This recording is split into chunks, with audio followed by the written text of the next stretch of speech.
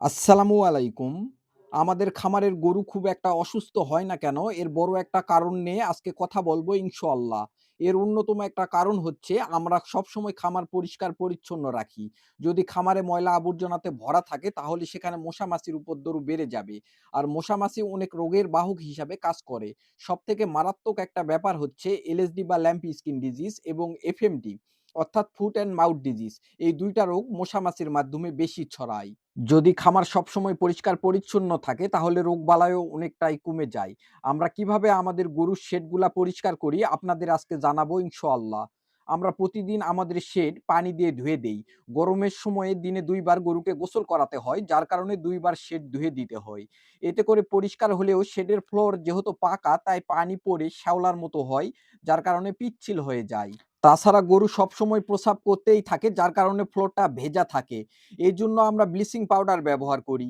Bleaching powder ব্যবহার করলে virus এবং ব্যাকটেরিয়ার বিরুদ্ধে কাজ করে।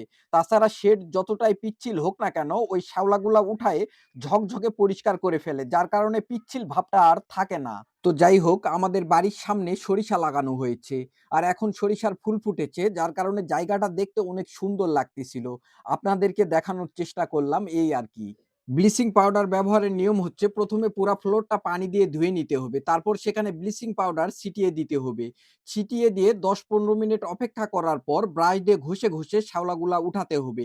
একটা পর্যায়ে দেখা যাবে ফ্লোরটা একদম ঝকঝকে পরিষ্কার হয়ে যাবে। এর পাশাপাশি আমরা খাবারের পাত্রগুলা যেগুলা আছে ওগুলা আমরা নিয়মিত পরিষ্কার করি। শেডের মধ্যে যে মাকড়সার জালগুলা আছে ওগুলাও আমরা পরিষ্কার করি নিয়মিত। আজকে দেখলাম আমাদের গরুর লেজগুলা অনেক বড় হয়ে গেছে, যার কারণে কাঁচি দিয়ে কেটে একটু ছোট করে দিলাম। সবশেষে আপনাদেরকে একটা কথা বলি, আমাদের দেশের প্রতিটা খামারের একটা মেজর সমস্যা হচ্ছে ম্যাস্টাইটিসের সমস্যা বা ওলান প্রদাহর সমস্যা। এর অন্যতম একটা প্রধান কারণ হচ্ছে ভাইরাস জনিত সমস্যা বা ব্যাকটেরিয়া জনিত সমস্যার কারণে এই সমস্যাটা হয়ে থাকে। তাই নিয়মিত আপনার শেড ব্লিচিং পাউডার দিয়ে পরিষ্কার করলে এই সমস্যা হবে না ইনশাআল্লাহ। তো আজকে এই পর্যন্তই। ভালো থাকবেন, সুস্থ থাকবেন। আসসালামু আলাইকুম।